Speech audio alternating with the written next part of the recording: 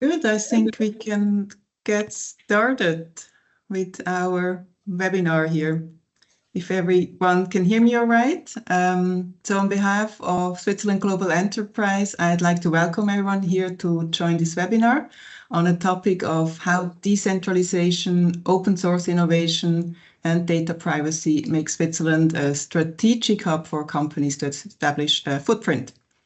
A big thank you goes to our partner organization, Home of Blockchain, and our panel of speakers we have here.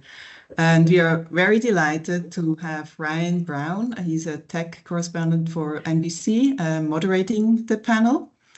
The discussion will be recorded and made available also online later on.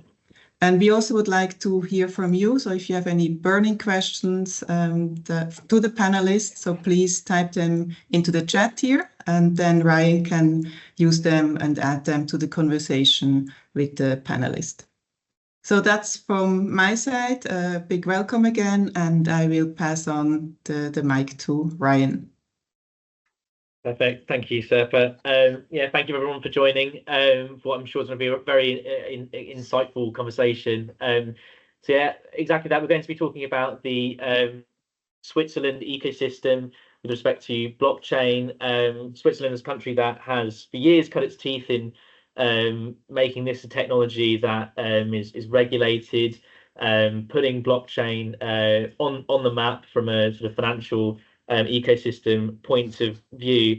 We're going to go through the regulatory landscape. We're going to go through what makes Switzerland an attractive hub for this technology. And you've got a great set of panelists here who are going to you're going to hear from who have much more interesting things to say than I will. So I'm very delighted to introduce you to them all. We have Ratko from Digital Asset, Sandro from the Cardano Foundation, Tina from CMS Switzerland, and we also have Lennig from Trust Valley. So very esteemed set of speakers. Thank you guys for joining today to chat about these topics. I'm going to start with a question for all of you. We're going to talk about the blockchain hub aspect of Switzerland. What makes Switzerland stand out as a blockchain hub? Ratko, if I could start with you, your company Digital Asset, a US company, acquired your startup, and hence why Digital Asset, the tech and engineering hub, exists in Switzerland. Could you just run us through why Digital Asset saw Switzerland as a market to forge that underpinning of their tech and engineering prowess? Well, so thank you very much, Ryan. So I'm Ratko. Thanks for the introduction. So I'm the CTO of Digital Asset. And, I would say grüezi if I say good morning. So I'm based in Zurich. And yeah, so, the fact that Digital Asset has their main engineering center in Zurich is actually the result of an acquisition. So 10 years ago, when DA, so 10 years ago, DA has acquired a small Swiss startup in Zurich. And that Swiss startup, you could say, has joined the rest of the organization of DA. So DA is distributed across the globe. So office in Zurich, in New York, in London, in Hungary, in Hong Kong, and in Sydney. But Zurich effectively became over time the engineering center simply because it was a steady stream of successful innovation, successful delivery, and that has created more and more confidence of the organization, so that there was more and more investment being made in there, up to the point that eventually the decision was made. If it works so well, so why not just actually make Zurich the center of the engineering and leverage the fact that and support what has been running well. Yeah, totally. And yeah, obviously, ever since that acquisition, yeah, you have obviously evolved and been improving the overall sort of technology stack behind Digital Asset, and we'll get into more of that over the course of the conversation. Tina, from a legal perspective, at the CMS Switzerland, it's a very interesting ecosystem. Switzerland, from a legal perspective, you have the DLT Act of 2021 that came into force, and obviously even before that, there were signs that Switzerland was warming to digital assets and blockchain. Can you talk to some of the regulatory benefits of operating in Switzerland, and why this has become a market where crypto and blockchain have become so established? Absolutely. Thank you very much.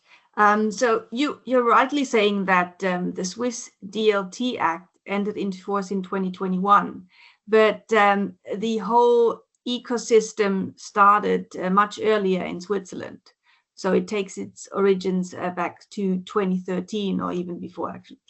The reason for that was clear laws, in the sense that the regulator, the Swiss Financial Market Supervisory Authority, FINMA, had a clear conception of how to map this new phenomenon with the existing laws.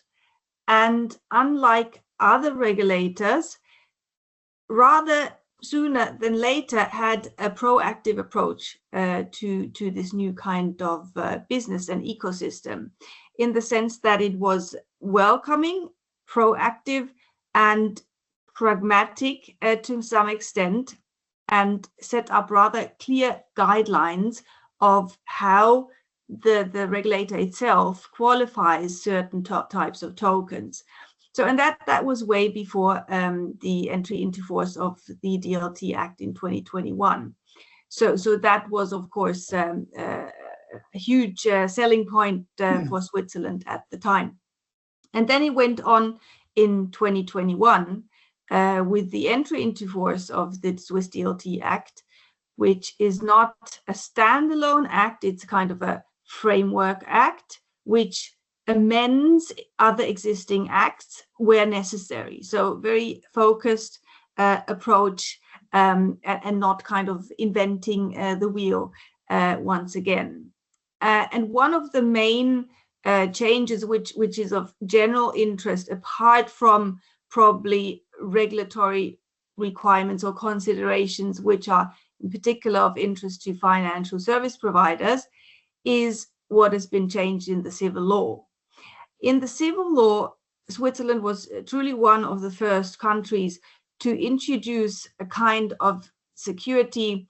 It's called registered uncertificated security, under which concept you can issue securities directly on the blockchain without the need of having a complicated construction around that. So you can effectively issue, for instance, shares directly on the blockchain in Switzerland, validly so, and also transfer shares, for instance, directly on the blockchain with a high legal certainty. So yeah, just in a nutshell, these would be some of the main elements for the regulatory attractivity of Switzerland to date. Yeah, it's fascinating and quite ahead of the curve, when we talk about tokenization of assets today, to see that was happening in Switzerland many years ago. It sort of speaks to that exact first mover hopefully advantage to Switzerland. I'll move to Lennig next. Lennig, Trust Valley, this is the public-private partnership. Can you talk to us a bit more about how government in Switzerland and the private sector have worked together, in your perspective at Trust Valley? How important is that to the Swiss ecosystem in promoting Switzerland as a blockchain hub? Yeah, so thank you for the invitation and the question. Basically, Trust Valley, yes, is a Swiss public-private partnership dedicated to promoting excellence in digital trust and cybersecurity, and blockchain is one of our pillars. We have 12 pillars, and what we are as a PPP, because as you know, it's very difficult to have to create a PPP is not difficult, but to win and to work, to have a good ecosystem working together as a PPP is really a challenge.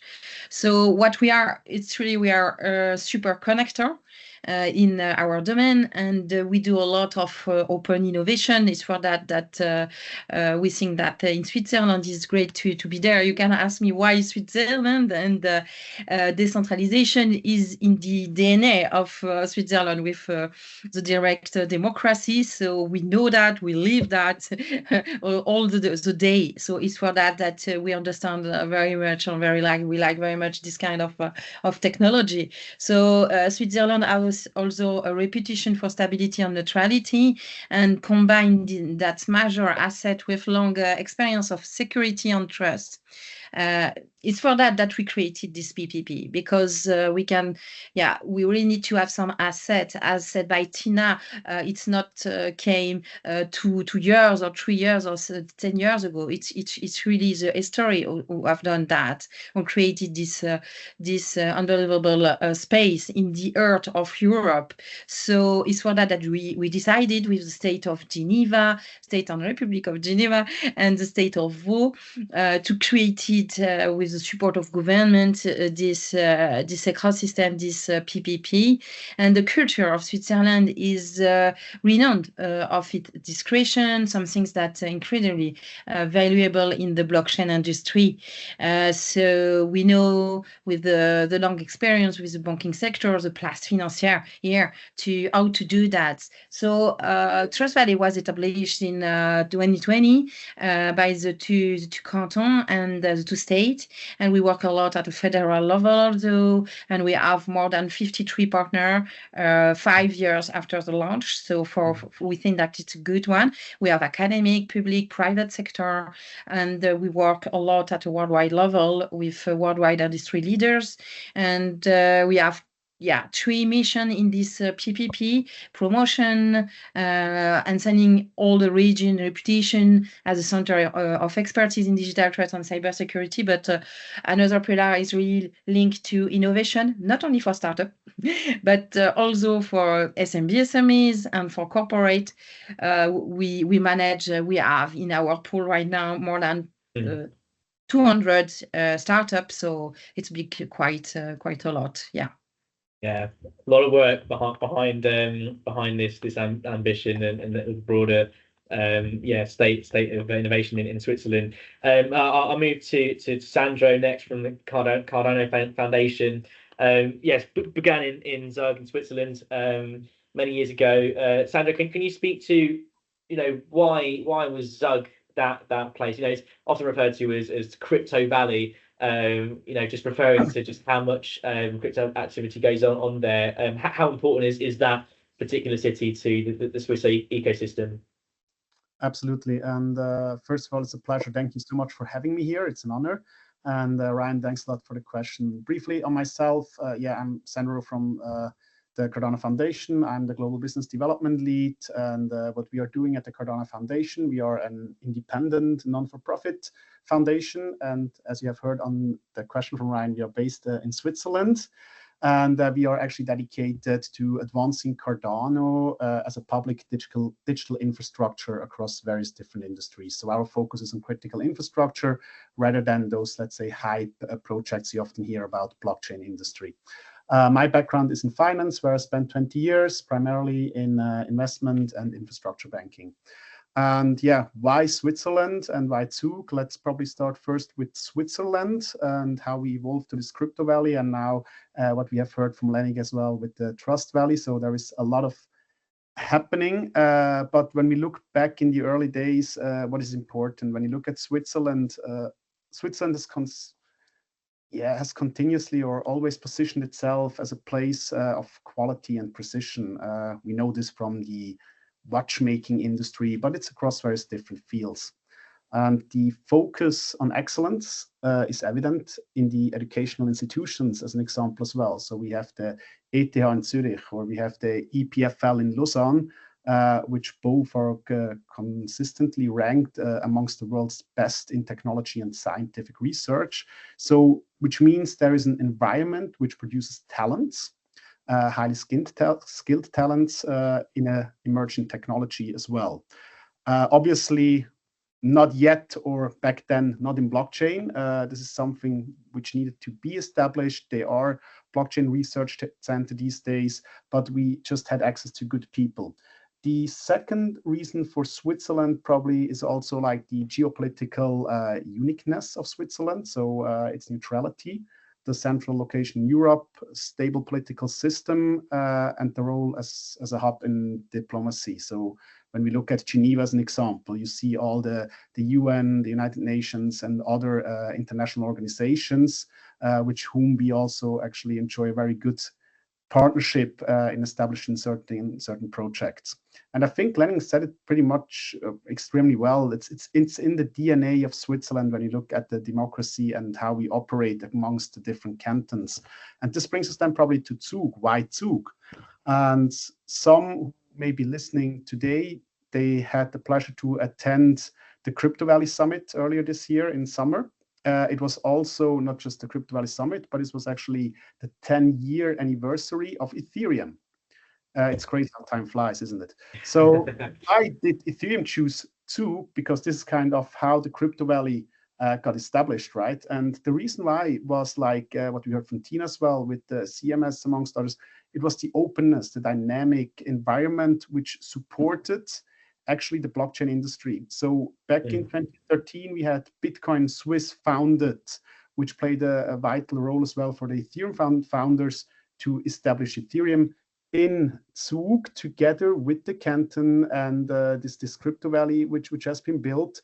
And one of the co-founders of Ethereum is Charles Hoskinson, which is actually the founder of Cardano as well. So there have been certain ties. And it was lovely to see that actually all the founders received from the Swiss Blockchain Awards a Lifetime Achievement Award. It was also commented by Karin Keller-Sutter and so on. So there is a very, very tight bond into this approach of decentralization Switzerland has.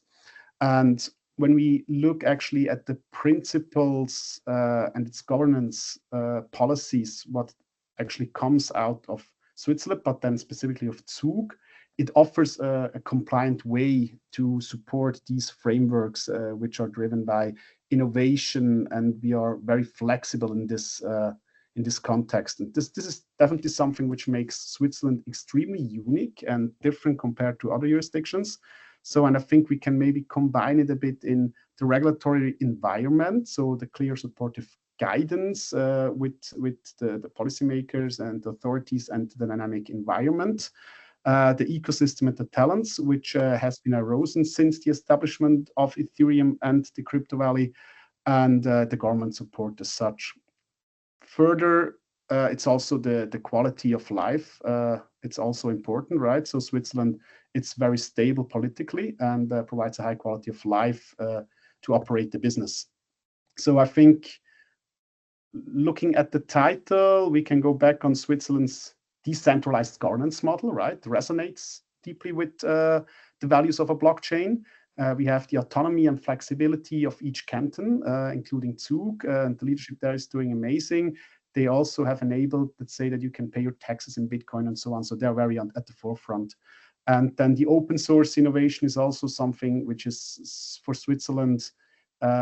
It's reflected in its research institutions, and the Crypto Valley supports as well the open source models. So do we. So this is kind of at the heart embedded in Switzerland and specifically in Zug, but now spreading more and more to Geneva and the Vaud area, as Lennig correctly said, and we see some movements in Lugano, but other cantons as well. Yeah, totally. Yeah, and yeah, really interesting to kind of hear some of the origin story, you know, behind Ethereum and how that kind of related to the start. Cardano as well there, Sandro. So yeah, it's like we've established, it's not a it's a young industry, but you know, there are some very long roots behind it. And yeah, fascinating to hear the insights about just how far that innovation is stretching now, not just in Zug, but you know, across other parts of Switzerland as well. Ratko, sorry. Google, if you can find the CV Summit, if you can find some recordings there when actually the founders tell the story. They have some really fancy, cool stuff, how it started and yeah, how we made it at the end flourish thanks to the support. So yeah, if you can find it, it's worth a search. Definitely. Well, I know what most people will be doing right after this call. So yeah, do give that a Google. Ratko, I'd love to ask about a lot of what Sandro and Lennig were talking about touched on the talent and the talent pool within Switzerland. Now, obviously, Switzerland is where, in Zurich is where you're sourcing the engineering and tech ops side of things at Digital Asset. How does Switzerland kind of stand out, as a tech and engineering hub? What does it offer in terms of talent in Switzerland versus other global hubs? Because there's a lot of competition for talent. So clearly, Switzerland's doing something right when it comes to that. So yeah, what is so unique about Switzerland when it comes to the talent and tech innovation happening here? Yeah, so I think, I kind of can build already on quite a few of the points that Lenny and Sandra have mentioned. So like overall, I think the one of the key drivers obviously is the investment of the government into public education. So the public education system is really, really strong, and that results in actually very good universities. So the ETH is ranked as being the top university outside of the US and UK countries. And you can say that's partially also, the language advantage. So if you write a paper, you're always more convincing if you write something in your own language. And so that ETH and EPFL, that creates clusters of highly innovative companies and creates a talent pool. These universities, they're not restricted to the locals. Like ETH, I think it's a huge share of students that come from the entire world to study there. And even a small company called Google discovered that and moved there and maintains their biggest EU presence in Zurich as a result. And so, so obviously you would ask, why is there such a strong education system? And I would actually answer that with, well, the country is actually very small and it doesn't have any natural resources. So it can't build on and, like most of the country anyway is just, or not most, but a relative big share is mountains. So in order to actually make a living, the people have learned how to thrive on innovation and trade. And with the size and the location of the country within the center, that means that people are really strong in tech and in finance, and they're highly connected to the outside world. And so that results in the clusters here of tech professionals that mix skills from the traditional financial industry with the innovation and the dynamics that you have in the crypto valley. Most of us speak 3 languages, so I speak 5, and that that obviously allows really to communicate on a language, but also on a cultural level. One thing which is really then also important related to that is that because Switzerland is in the heart of Europe, is open, has these multiple languages, it's actually easy to draw talent from all around Europe. So you have very diverse workforces in Switzerland, and all EU citizens can work here. And it's usually not difficult to convince people to move to Switzerland because the quality of life in Switzerland is very high. And that's based on great public services and infrastructures. So whenever you have visitors from the US and they take the public transport to the office. So the first time they take a cab, and then at some point they realize that was a mistake. It's so much more efficient, nicer, and faster with the public transport. And yeah, and on top of that, obviously, this all is also, as I mentioned before, is a result of extreme political stability. And I'm a number person, and I think one of the numbers which I actually think is very, really interesting. So like in Switzerland, we kind of have a coalition government that's formed by the 4 parties, which is stable since 66 years and represents more than 75% of the people, of the parties in the parliament. Wow. And yeah, and so that's I think kind of explains a bit the substrate on which this is growing. That's an amazing stat as well, Ratko, especially in light of the context of events elsewhere in the world, which I'm sure we'll get to. That stability is certainly something that I can imagine being a big pull in the world right now. Before we touch on the global and perhaps the geopolitical, I want to just ask Tina, just returning to Switzerland. Obviously, it's a place where blockchain has thrived quite generally, and that there are regulations behind that. But in the sense, to Ratko's point, I mean, it is clearly a country where there is a great focus on education, academic prowess, entrepreneurship. What are the foundations in Switzerland? I'm from the UK, where we also have sort of strived to enable digital businesses and tech innovation and entrepreneurship. What's going on in Switzerland on the entrepreneurship front? What are the foundations that exist from a government and legal level that enable a lot of the innovation that we're seeing today? Sure. So maybe one of the first and most important questions when you're coming to Switzerland as an entrepreneur is, well, how does it work in incorporating a company? Because I mean that will be the first kind of touch point with Switzerland, which you have in setting up a business. So the two most important company types are, of course, the limited liability company and also the company limited by shares, like in most jurisdictions. What's interesting for foreign entrepreneurs is that there's no foreign investment control in Switzerland as such. There is a bit of a layer of control if you have a company which is licensed under financial market laws and regulations. But again, I mean, there are no strict foreign investment controls there either, in the sense that it would not be possible to become the sole or majority shareholder in such a Swiss company. So that's important to know. There is, however, a requirement to have at least one signatory for the company resident in Switzerland. And if you yourself, as the entrepreneur, are not resident in Switzerland, then this is typically done via a local director. And that is perfectly okay and can perfectly meet the requirements of the law. So that in terms of how to set up your enterprise in Switzerland as a first touch point. Then also you mentioned previously kind of data protection laws and privacy laws in Switzerland. It's important to point out that Switzerland has very high data protection standards.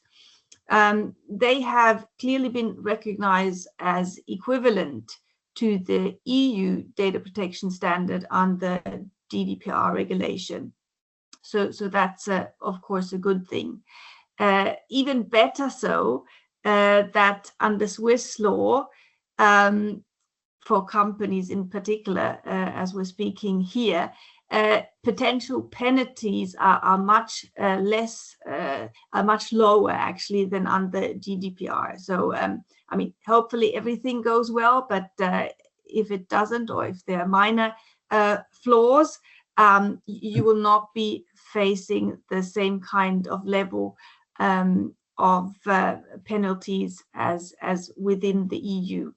But apart from that, the regulation itself is very high and gives an extremely good protection to anything which is kind of client-based data, employee data, and indirectly also to any kind of company-related data.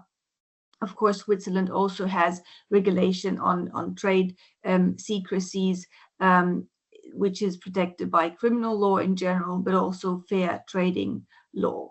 So these would be main aspects which I would like to highlight, apart from, of course, the very efficient Swiss corporate tax laws. We heard that Switzerland, although it's rather small, is still organized on a local level in terms of cantons in particular. And every canton has its own type of taxation system, including different types of taxation rates. And overall, Switzerland is very competitive on a corporate tax level, also in comparison to international types of levels. Absolutely, yeah, fascinating to get the broader economic conditions that set out in the regulations in Switzerland that enable all of that innovation to flourish. To return to yourself, Sandro, you spoke about obviously the conditions that make Switzerland an attractive hub. Cardano obviously being one of those companies that's so closely involved in various blockchain projects. Obviously the regulatory framework in Switzerland must have been a big part of why you've been able to flourish. Can you talk to the Swiss regulatory framework, because obviously Cardano operates globally, so not just in Switzerland but also hopefully the UK. I know that there's activity here and elsewhere in Europe, but also the US.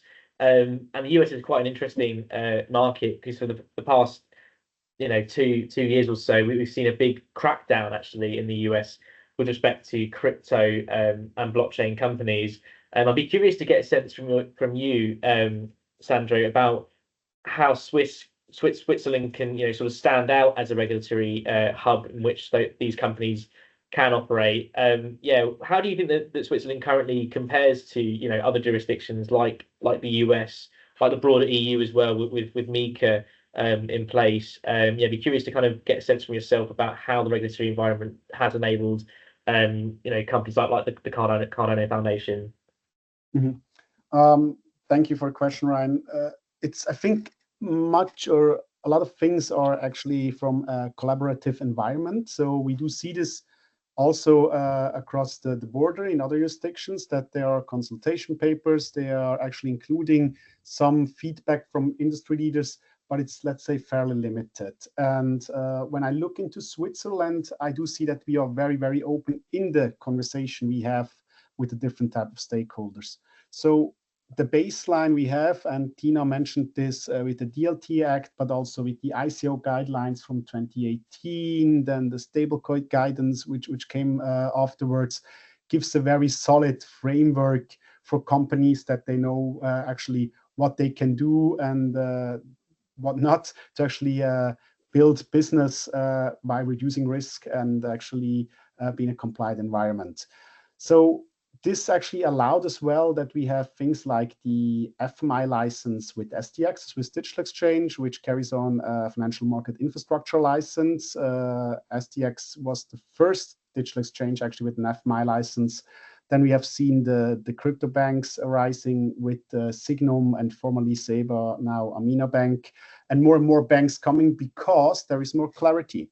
And when we look at it, recently, there was last year, FINMA worked on a staking guidance, and they wanted to provide guidance about staking, what are the risks attached. And in the first iteration, they looked at it from a staking architecture as it's known, as an example, with Ethereum. So they looked at one at one way how it's operated by most of the protocols. But then there was actually a kind of community and ecosystem feedback, which said, hey, stop. This guidance does not reflect the evolution of the technology. So the protocols and these architectures, they evolve for the better. We can speak about proof of work to proof of stake in various different areas, but also in staking. And actually having this exchange and this interaction with FINMA led to the fact that they updated the first iteration. And when they launched the staking guidance back in December last year, it reflected, or it actually considered, the different architectures. And what this means is actually that they defined like 3 different types of risks, which one is the technical risk, which also includes the financial risk of slashing. Then there is the counterparty risk if you have to pledge your assets rather than have it in a staking key. And the market risks, besides of the volatility, it's actually the fact that you often actually have to lock your assets in a smart contract, so you don't have access or control over your assets and no liquidity. Why am I telling this? The fact that they published this paper helps us as the Cardano Foundation to further work and promote some of the solutions. As an example, we work with UNHCR, that's the United Nations for Human Capital Resources. So they're looking after all the refugees and displaced people. And we established a stake pool with them to actually provide them a more sustainable funding, so they can attract a new type of benefactor that you can delegate your assets to stake pool, and the stake pool rewards will be directly going to the UNHCR. So on an individual level, that works well. But if you want to speak with the pension fund, with family offices, or with financial services and philanthropists, they are curious about the risks which are actually mentioned in the FINMA guidance.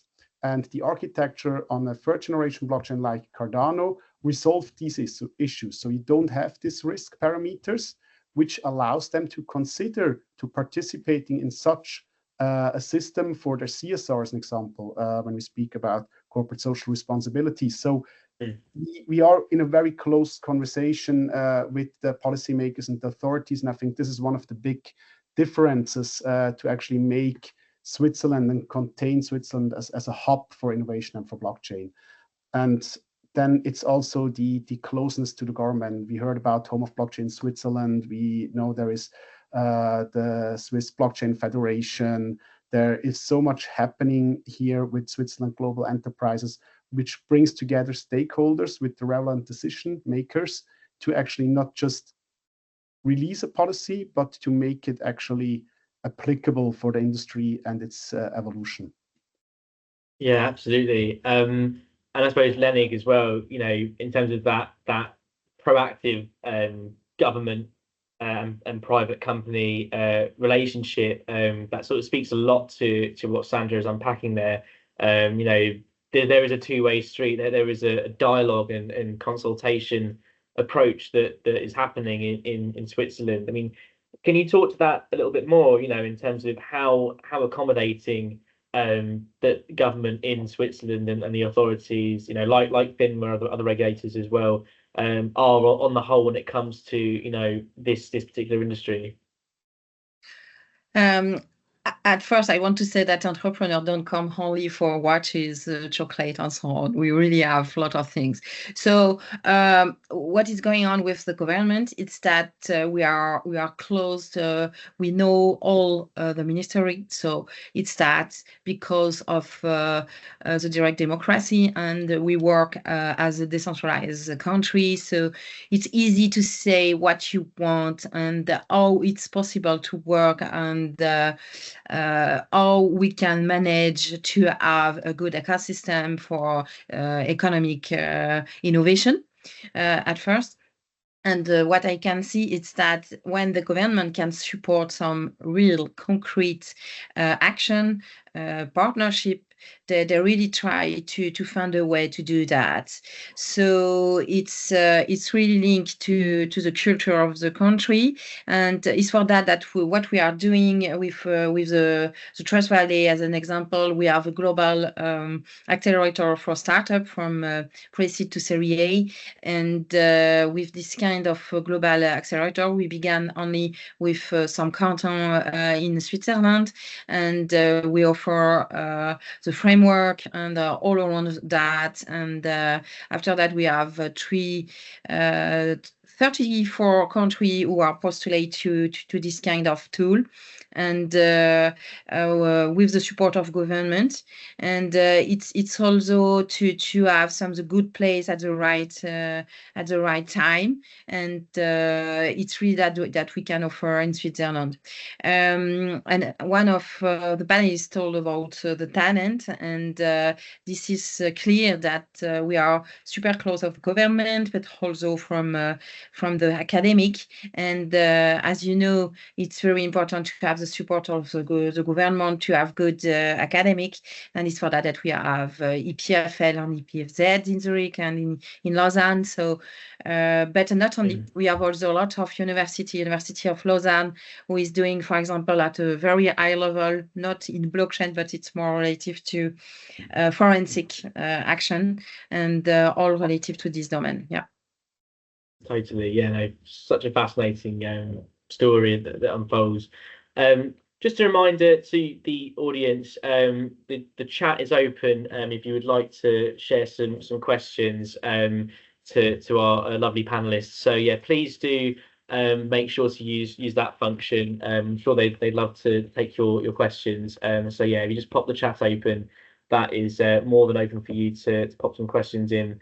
Ratko, you've obviously built a business within Switzerland and gone through a journey where digital asset came and saw that business and saw an opportunity to step in and acquire it.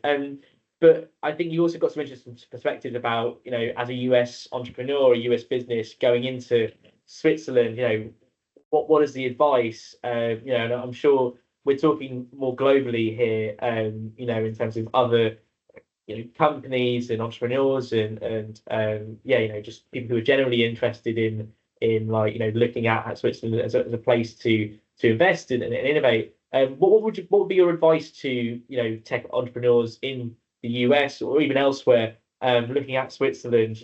What are the do's and don'ts when it comes to actually launching into the environment in Switzerland?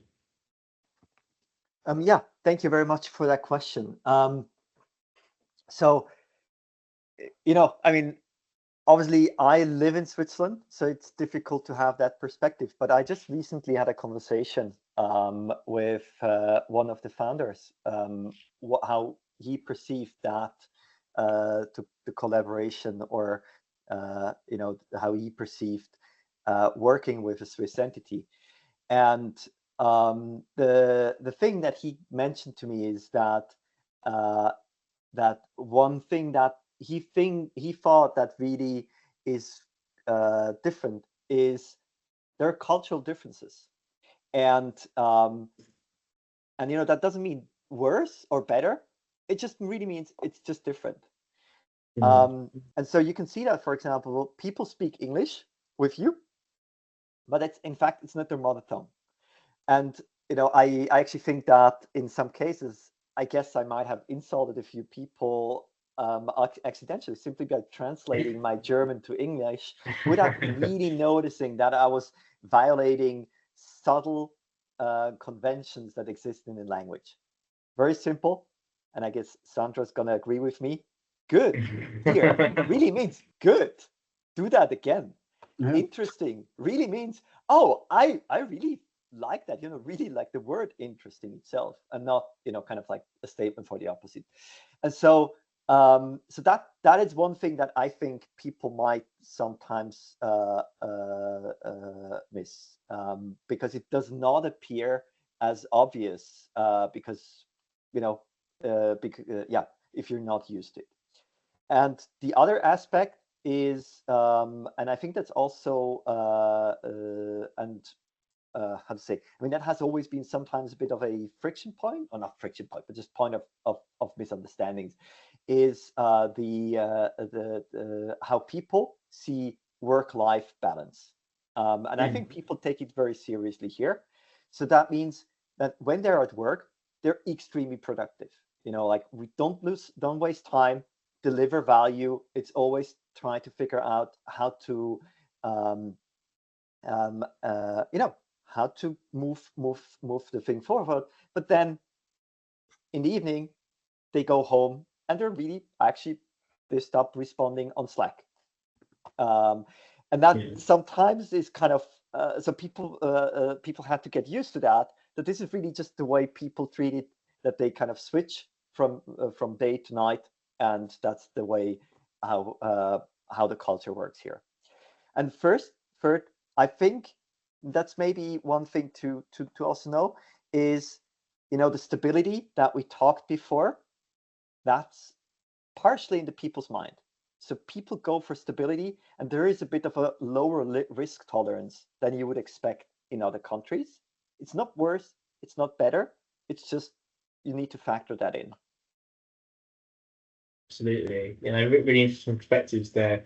And yeah, I think it speaks to, there's a happiness factor, obviously, to your work and purpose-driven work, that obviously it boosts some of that innovation and entrepreneurship.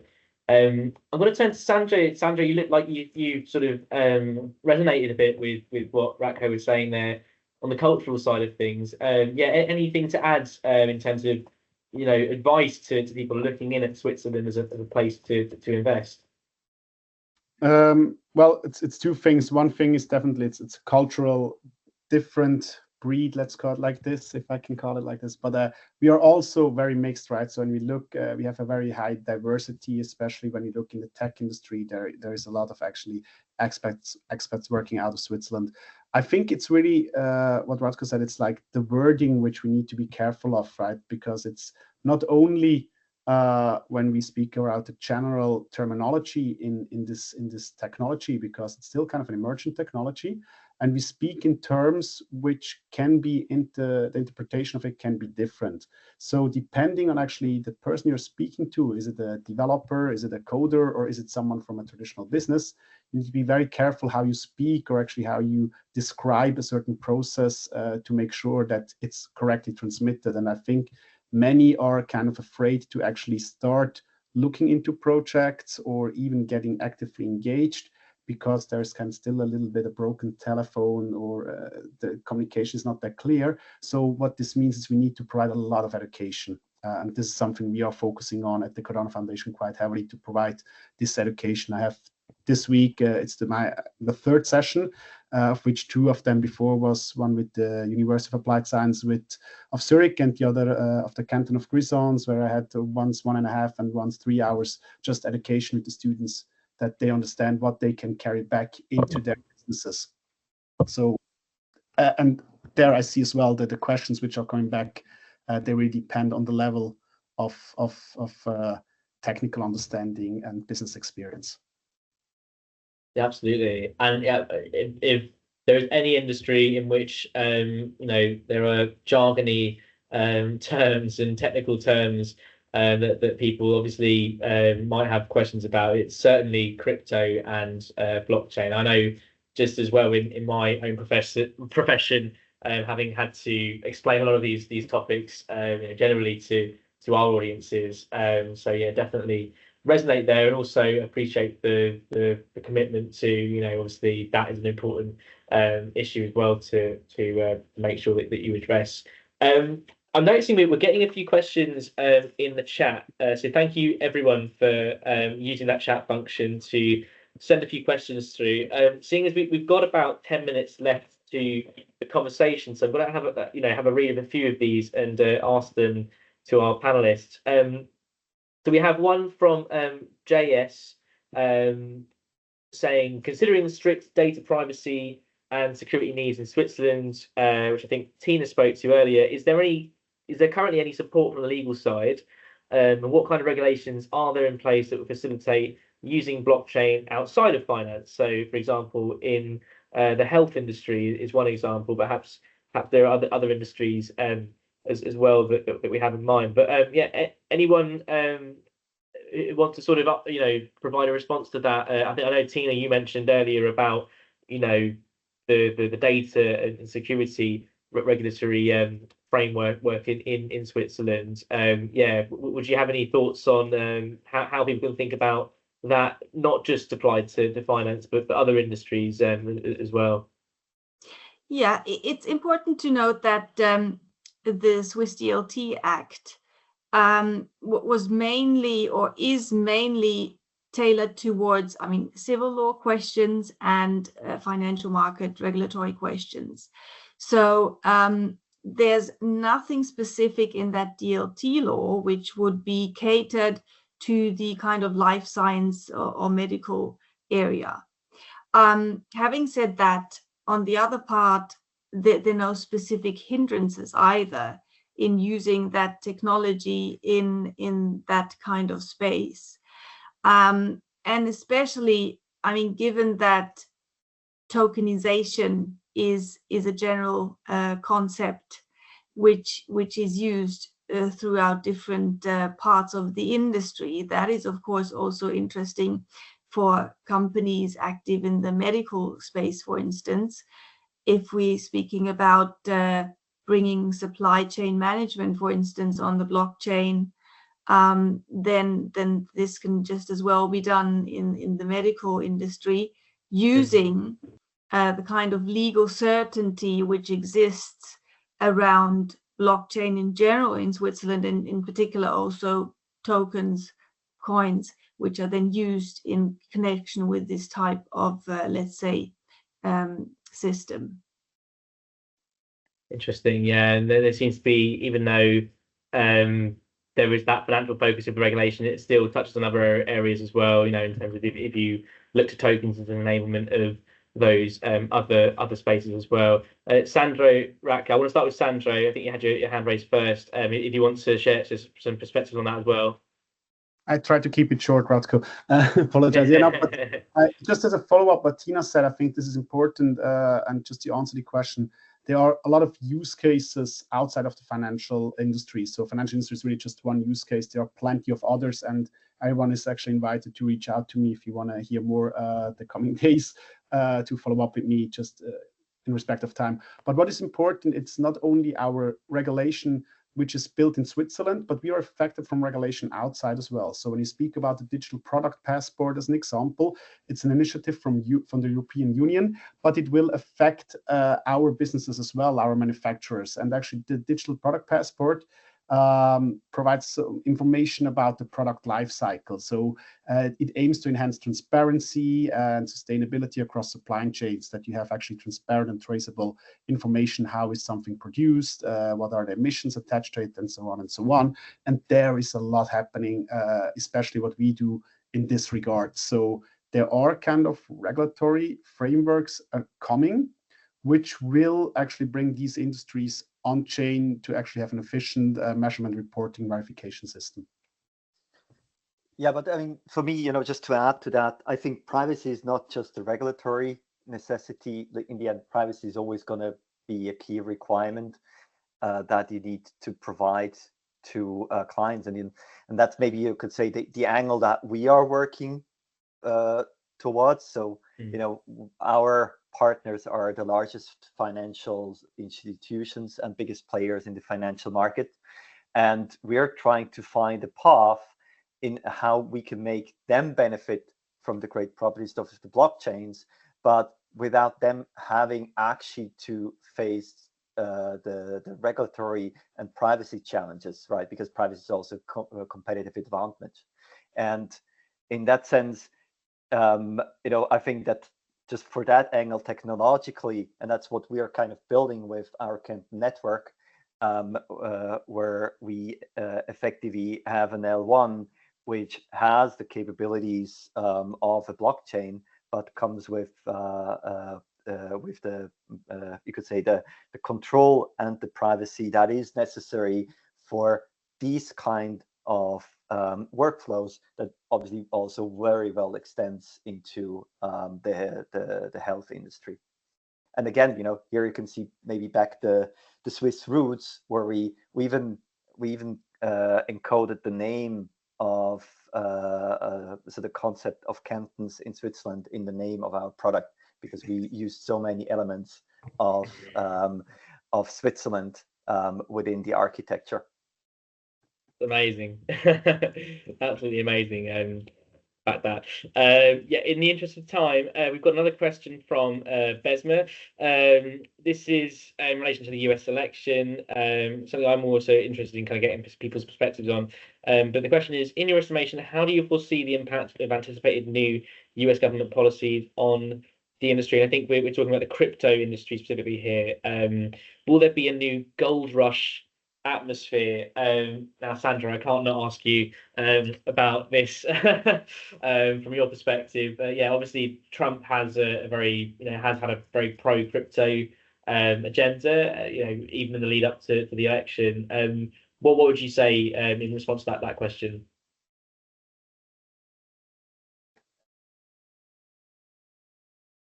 Did you ask Sandro or me? Sandro, sorry. So I mean, we don't know what the new administration exactly is going to do, right? So it's like looking in a crystal ball. So I think we cannot really comment on this. But what is for me even more important is it's not this crypto aspect. As said before, crypto is one use case of the blockchain industry. What I hope for is that we see actually more openness towards the technology, that we can actually embed the technology in the critical infrastructure. And this is actually where we see the value of a decentralized system as well. And what Ratko said before, having this technology stack now with cryptography, which allows you to prevent privacy as well. There is so much coming here, but this needs to be accepted by the businesses. And hence, this might has a positive impact of the technology, but it's too early to say what type of regulation will come and how supportive they will be. Interesting. Ratko and maybe Tina as well. Any perspectives in response to that question as well? Obviously not just crypto that it applies to, I suppose, but given the focus digital asset, Ratko, maybe you can offer some perspectives there. Well, I mean, generally, obviously, it's also like what's the crystal ball, but generally you can say that there is a more positive perception, I think, by the Trump administration on crypto assets. And I think beyond what exactly the regulation that is going to be, so beyond the question, I think the biggest problem currently is the legal uncertainty, because you do not have actually clear regulation. And simply, I would say that that this is something that we kind of expect that with the change in government, it's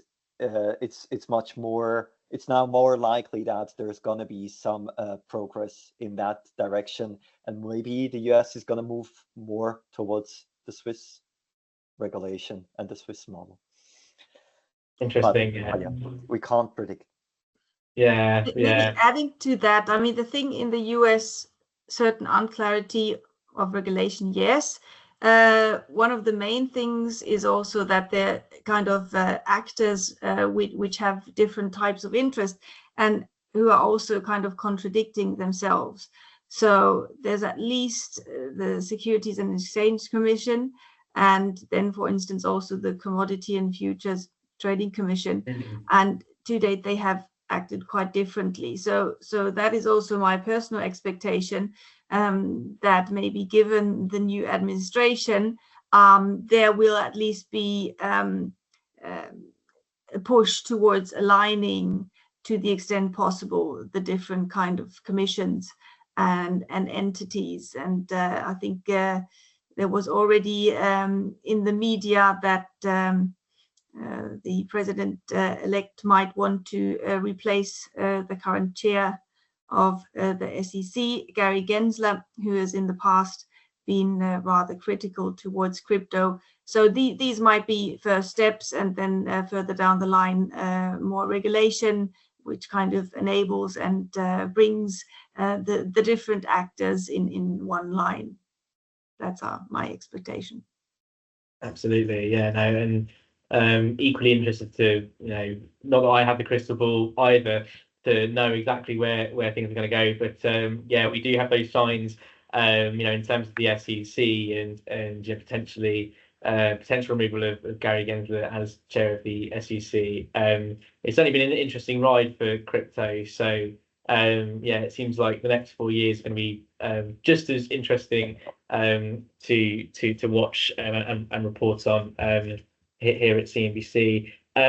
We are unfortunately at time, and although I'd love to go on talking for the remainder of the evening, we were talking about working overtime in Switzerland earlier, and I don't want to counter the great working culture that we've explored during the conversation. So I will leave it there, just concluding with a few remarks. Excellent thoughts from everybody all around. So thank you to our panelists for just unpacking some of those interesting insights. Yeah, clearly Switzerland is a place that historically has seen a lot of regulatory change, a lot of innovation, entrepreneurship, and the road hasn't ended in the past sort of 10 years up until today either. So plenty more where that came from for sure. But yeah, I'll just close by saying thank you again to everyone for joining. I'll hand over to Serpa maybe for some final remarks.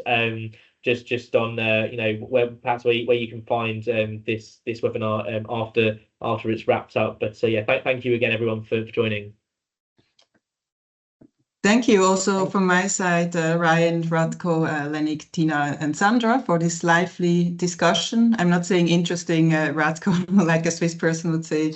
I hope you all enjoyed it. And if you didn't get enough of Switzerland, there's more to come. We have next week, we have the second webinar of this series coming up on November 14th. And that webinar is about how Switzerland delivers on AI and data sovereignty.